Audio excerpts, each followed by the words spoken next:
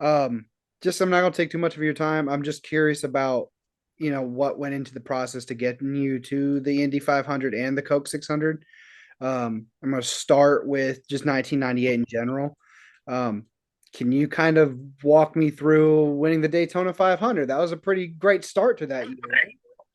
Well, it was. We were having a great year. Everything was doing good, and we were finally able to win the Daytona 500. But and building up to the Indy deal, we became pretty good friends. We started going to Indy racing, and we had already been pretty good friends with Foyt.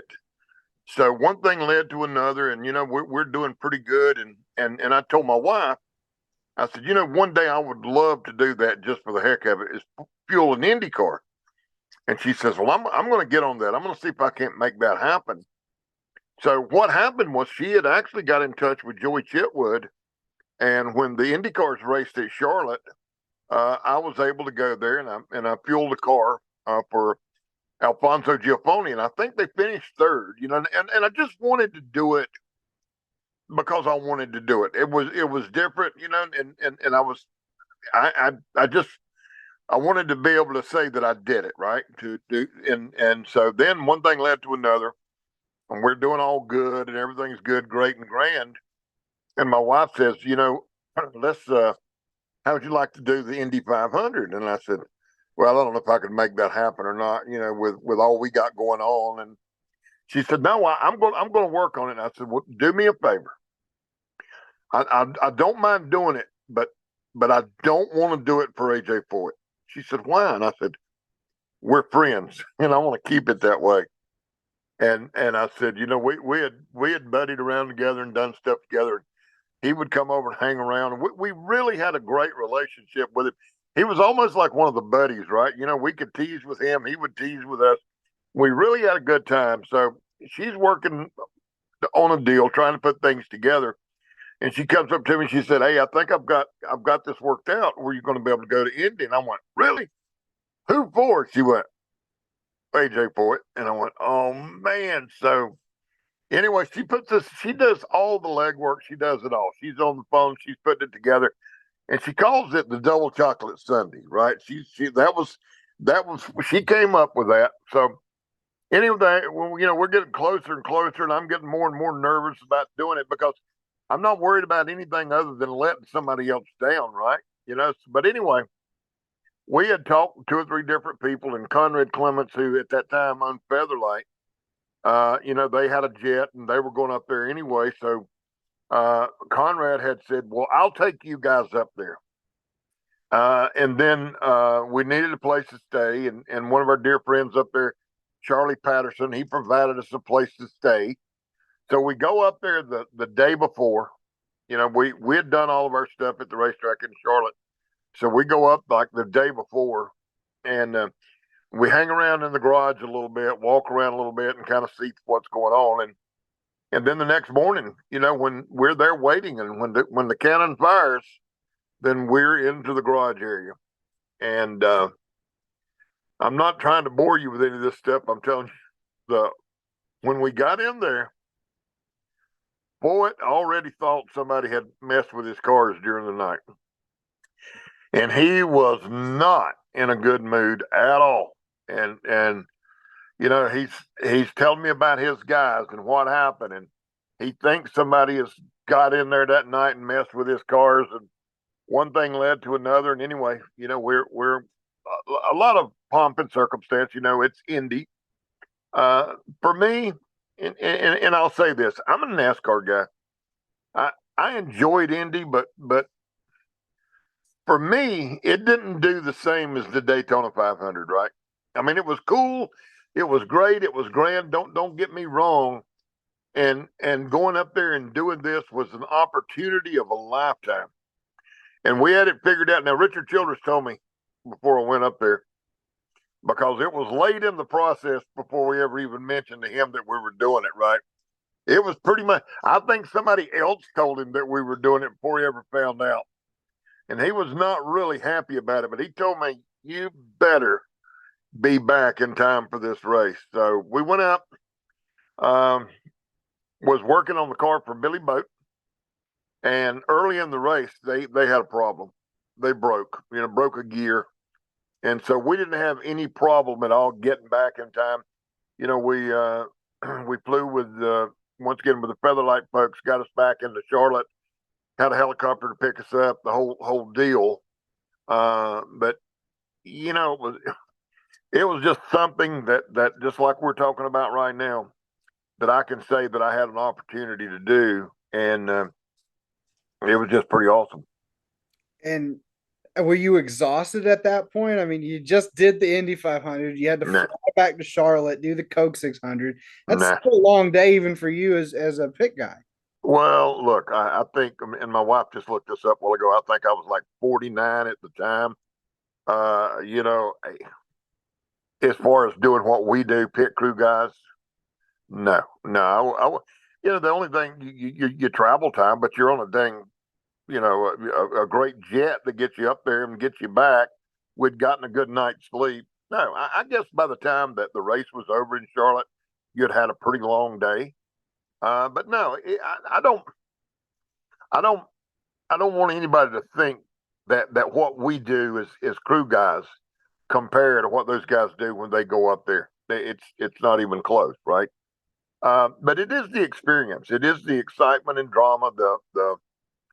And like I said, the opportunity of a lifetime to be able to go up there and be a part of their world for that day, and I enjoyed it. Did Dale give you any crap or say anything to you about doing it?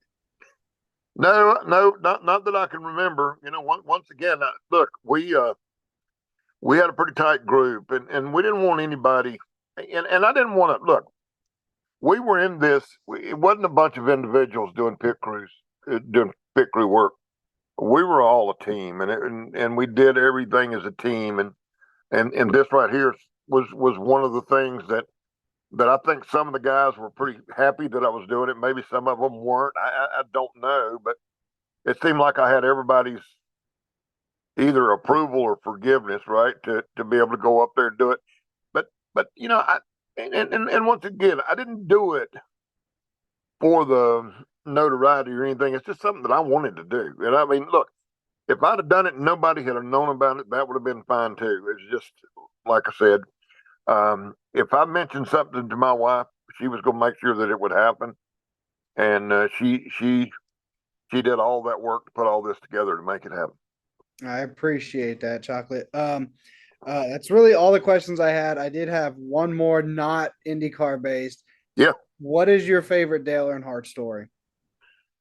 Oh man, we got so many of them, and we spent so much time together. Especially back in the early days when we only had one airplane or one van or one whatever, and we stayed together. We spent a lot of time together, but we did so many cool things, especially when we were testing, and we were kind of out on our own, and teasing and cutting up and wrestling around on the airplane and things like that. But I think some of the coolest things were when Dale would talk about his dad, because remember, Dale's dad raced with my dad back in the day. So, my dad was Bobby Myers, and my uncle was Billy Myers, and they all raced together. So we love to hear those stories and talk about the things that my dad did, that his dad did. But Dale going somewhere and testing and talking about his dad teaching him how to drive, making him wear a thin sole shoe so he could feel the car, and just things like that. But as far as it comes to racing, it don't get much better than him climbing out of the car in Richmond, right? If you wanted a incredible story, that's just one of many of the things that we were able to do. All right, I appreciate you taking the time.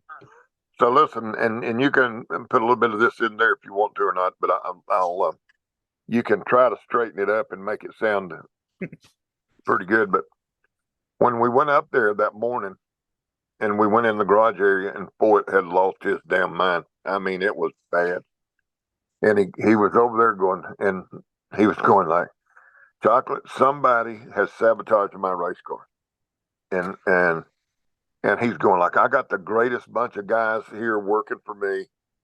I and maybe you shouldn't put all this in there, but I'm telling it to you. He says, I got the greatest bunch of guys working on my car. And so when we went out there, we were early in the race when they tore the gear out of it. And Foyt was so mad, he jumped over the wall. He was back and forth across the wall, and he went.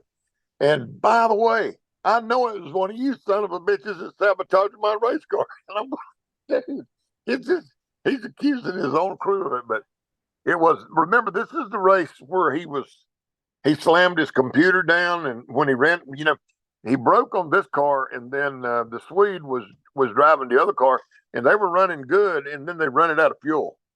And he got the computer from Tommy and threw it on the ground and stomped it. So that's the race that it was. Oh, jeez. Yeah, I may clean that up a little bit, but no, but that's a fun little story. I appreciate that. Yeah. Yeah. But anytime you need anything, let me know. This is my little serious studio that I'm in right now, but I'm here at the house at the beach. So be more glad to help you. I see that Bowman Gray behind you. I used to go there several times. Oh yeah, my daddy. I saw Bert racing a lot, so I know the last name for sure. Yeah, listen, I told my wife the other day, at the Martinsville race, I told my wife, I was sitting there watching the Martinsville race, and I said, I'm going to tell you something's going to make you feel really, really bad. She said, what's that? I said, Bert's the oldest guy in the race. We're going like, wait a minute. My cousin Bert that seems like just started racing yesterday, he was the oldest guy, I think. I went and looked because I think Bert's like 49 or maybe even 50. And you had Denny and Kyle. Both those guys are in their 40s. So I think Bert might have been the oldest one there. Hey, I got another a great Indy story for you too. All right, sure. The year that we won up there was, let's see, 5 and 5, yeah. So we're up there, and remember, it's and you can do this later whenever, edit, whatever you want to do. So we're up there, and we're trying to get ready, and it rained all that day, and it looked like we weren't even going to race.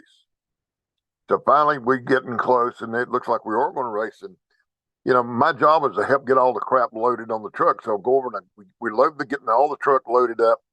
We're done, and me and my wife are walking from the garage area, the old garage area, out under the stands, out onto the speedway. But right before, and it's race time. I've got my uniform on. I got my helmet bag in my hand. I got all my stuff. We're going out. The car's on the line. We're going out to go racing. And it is packed. It's 300,000 there, whatever it was. Remember, 95, and place is still full. And we're walking, holding hands, walking through the garage area. And about the time we got ready to walk under those stands, she let go of my hand, but she gets it back again. And I'm holding hands. And I walk through that damn tunnel out on the pit road. And I turn around and look, and Dick Trickle had run up and moved her out of the way and got my hand. So I walked through that damn tunnel or under those grandstands out onto the racetrack, and I'm holding hands with Dick Trickle. What a story. Oh, yeah. We got some great ones up there. Yeah. But I appreciate Double Chocolate Sunday. All right, I appreciate that. Maybe what I call it, so we'll see. Yeah. You need to know anything else, call me, let me know. We'll hook you up. All right, thank you, Chocolate. I appreciate it. All right, bye. Bye. Steven Stump of Frontstretch.com here. Come back for more great racing videos, and if you like us, don't forget to hit that subscribe button.